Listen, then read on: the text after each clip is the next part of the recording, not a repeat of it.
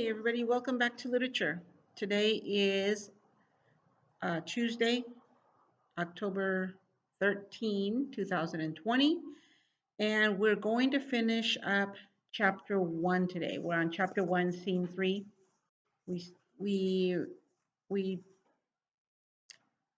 we covered setting and we covered leading idea in the last video. Okay? But before I start, I sent you guys all a picture through WhatsApp of your artwork, but just in case you didn't see it, I want to show it to you. I'll try not to make you dizzy. Try not to get dizzy here. There you have. There's your artwork on my wall. Follow your arrow. Nice job, you guys. I really like that. And thank you, Bella, for doing our art for us. She does a really good job. I love her art. I wouldn't have been able to do anything like that at all for you guys. I'm just not artistic. Okay, so we're going to continue on page, let me see, we're on page 14. Well, the very last sentence on page 12, the very last sentence on the bottom on page 12, I'm going to pick up right there. That was our setting. Okay, so Walter's in bed when he hears his dad come home. So it tells us where he's at, what he's doing. Walter sat up in bed as he heard his father's deep voice. Home at last, Hedwig. I do not bring in the dead chamois I shot, knowing you for a good housekeeper. It is fine, a fat chamois which with a thick hide, wife, but dirty and bloody. Okay, he killed an animal. He brought home an animal for food and for fur. What? Okay, I'm sorry. Before I keep going, we're looking for the character of Rudy. Okay, so the character. What is character? It's characterization is the people or animals in a story and how they act. So this scene, I want you to write R-U-D-I. That's Rudy. He's Walter's little brother, and then I will show you on the board in just a minute what we're going to write for his character. We're looking for something that shows us what kind of character Rudy has. Walter heard a bench squeak as his father sat upon it, and his mother laughed happily. Then came sounds of milk flowing into a bowl. Walter drew slowly aside the curtain just a little, and he peeped out. In the candlelight he saw his father's weary face. Weary means tired. And his great beard. He heard his mother say soothingly, "Rest, husband. I see you are worn. Refresh yourself. The boys are sound asleep. Walter thinks he is a great bowman, for he hit the bullseye this afternoon." Rudy was so tired he fell asleep over his bowl of milk. So Rudy also wears himself out by playing, but not working. He's still a little boy. So it tells us that, he's like any other boy. He's probably very hyper and runs around a lot. And he's so tired he fell asleep at the kitchen table. So I'm going to take you to the board. Okay. So this is characterization. And I misspelled Rudy. Let me write that. Okay, after his name, we're going to put a colon, those two dots like that. That means we're separating this from the rest of the quote. This is not in the book. We're putting it there because if we don't put it, and if we say was so tired he fell asleep over his bowl, who was tired? We don't know who it was. So we put Rudy here. We separate it, leave a space. Then we're gonna quote right out of the book. But notice I have another quote. This quote is here to tell us that we took this from the author. But this other quote, the single quote by itself, tells us that somebody in the book was saying this. Was so tired he fell asleep over his bowl. Hedwig was saying this. So we open with a single quote and close with a single quote, but we also open with a double quote and close with a double quote. Okay? Make sure that they're separated, and this one is a little bit lower. See how it's separated? All right? We finish here with a comma on the line. Close this. Some of you are doing this. Some of you are putting your commas over here under your quotes. The comma goes right after your word, Move over, do your quote, move over, do your double quote. And some of you guys are putting your P like this. No. If you have a line, your P goes on the line with a period. Or you can write page, you can spell it out, page 14. All right? That is your characterization for Rudy. Go ahead and pause that if you need more time.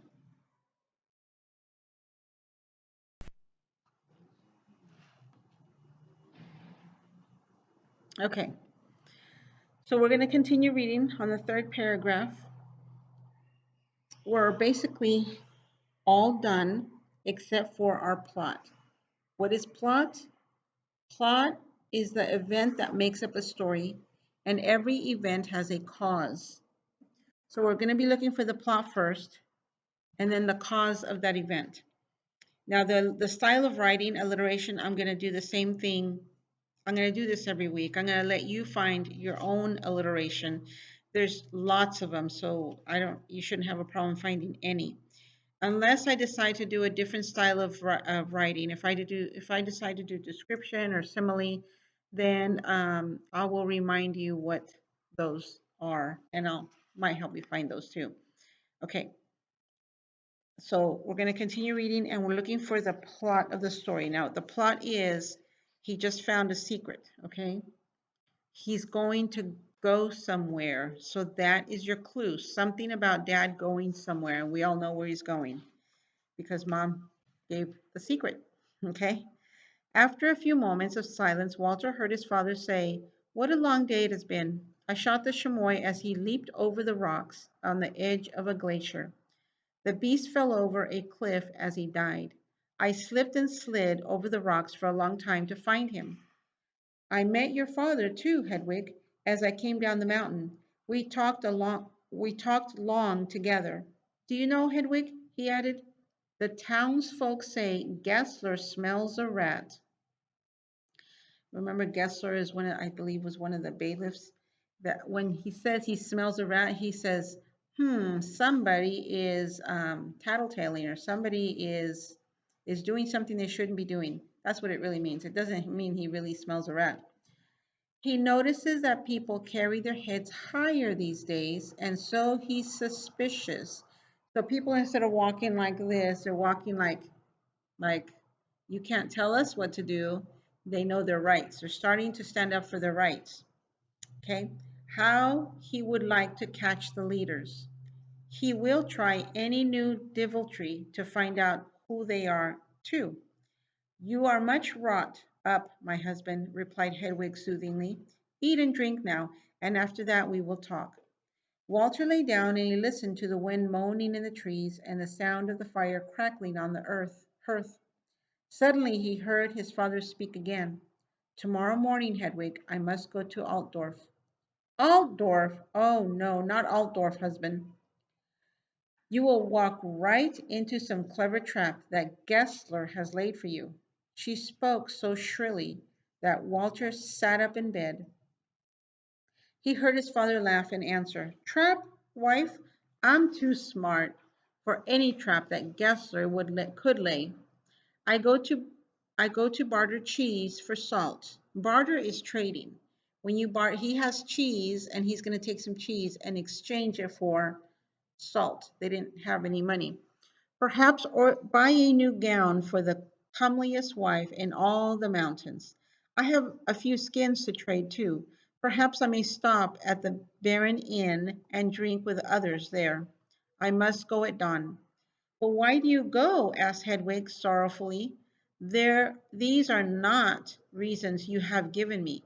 They are not the real reasons. You jest with me. In other words, you're tricking me." He goes, "Those aren't the reasons you're really going. There's another reason why you're really going." Walter heard his father reply stubbornly, "I go because I must go, Hedwig. Your father says Gessler is looking for trouble. He is scheming. I must learn if any of our men have betrayed us to him, if he knows about the revolt on New Year." Okay, there it is. That was the secret. And that is the whole reason for the rest of this chapter, is to find out what's going to happen with what they are planning. So when he says he is scheming, Gessler is scheming. Gessler is trying to trick people into finding out what they're up to. So that is our plot. But I'm going to, let me see. Well, if you must go, I'm sorry. Well, if you must go, perhaps you should take, I, I just realized this is the cause. You must go, but let's keep reading. But William, you know how quick your temper is, how sharp your tongue, how loud your voice, especially when you get excited. Please don't go to Altdorf tomorrow, pleaded Hedwig. Quick temper means that he gets mad really fast and really easy. He talks really loud. So she's afraid he's probably going to get into a fight or into an argument. And they arrest people very easily. So she's afraid for him. I will keep my tongue muzzled. That means, and my thoughts to myself. Really, I will, Hedwig. I will speak only to those I trust, those I know I have known for many years. A stone will be no more silent than I tomorrow, Walter heard his father promise. If I could only believe your words, sighed Hedwig. You may have never been as silent as a stone in all the years that I've known you, husband. I will be tomorrow, wife, and if you still do not trust me, well, then, and the mountaineer hesitated. I will take Walter with me. A man does not take his elder son with him when he conspires, does he? Elder means his oldest son. He'll take his oldest son. He goes, if I'm planning on getting into trouble, he goes, I wouldn't take my son. So that will show you that I'm not going there to start trouble. Walter felt like jumping out of bed and rushing to his father, but he knew he must not. How wonderful it would be to go to Altdorf again. He would watch the blacksmith shoe a horse. He would play in the fountain with other village children. He might drink a glass of that sweet cider at the Bear Inn. Perhaps the bear would still be walking back and forth in his cage behind the inn, and the old eagle drooping on his perch. I'm now on page 18, which has no page number. I'm on this page here at the very top. Altdorf was such a big place. Perhaps he might see a pack train march through the marketplace, going to Italy. He might even see a knight in shining armor riding a beautiful horse. He might see Gessler, the tyrant himself. Well, if you must go, the boy heard his mother say at last, perhaps you should take Walter. He may keep you from getting angry and talking too much. Then she added thoughtfully, I told Walter tonight that he must not mention to anyone what he overheard when you and father came home from the Rootley. Remember the Rootley? It's out way out in the middle of nowhere. It's a big forest, but then there's a little area where there's no trees. That's where they were having their secret meeting. He's only a child, and you know how children forget to talk when they are full of a great secret. I do hope he remembers. It would be terrible if Gessler should hear of the revolt from a son of William Tell, wouldn't it? Okay, so let's go back to the top of the paragraph. Well, if you must go. The whole the whole idea of scene 3 was about this revolt and how they're getting together in secret. So that's our plot right now. He says, well, she says, Hedwig says, if you must go, the boy heard his mother say at last, perhaps you should take Walter and he may keep you from getting angry and talking too much. So it wasn't just about getting into trouble, it was about controlling himself. So they talked about that in the plot too, and I will show you in a minute on the board so you can copy it. But let's go ahead and finish the last paragraph, which is the end of the chapter. Do not fear, wife. Walter is a likely lad and an honest one, said William Tell. I'm sure he will hold his tongue. He's not like his old man, is he, Hedwig? A sieve full of holes.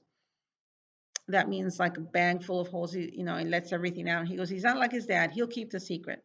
Walter heard his father laugh as he said this, and his mother laughed too. He turned over and he lay close to Rudy, for it was a cold night. He closed his eyes, and just as he drifted off to sleep, he heard his mother murmur, they sleep sweetly when they are young. And that was all Walter remembered. Why? Because he fell asleep. And that's the end of chapter 1. So let me show you what I have on the board for plot.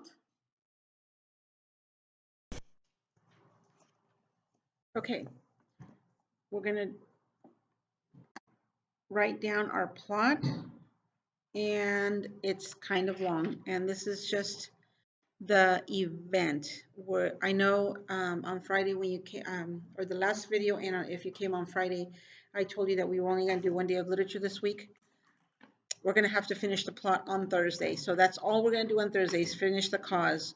So for plot, it's the green one here. It says the plot, the event that makes up the story.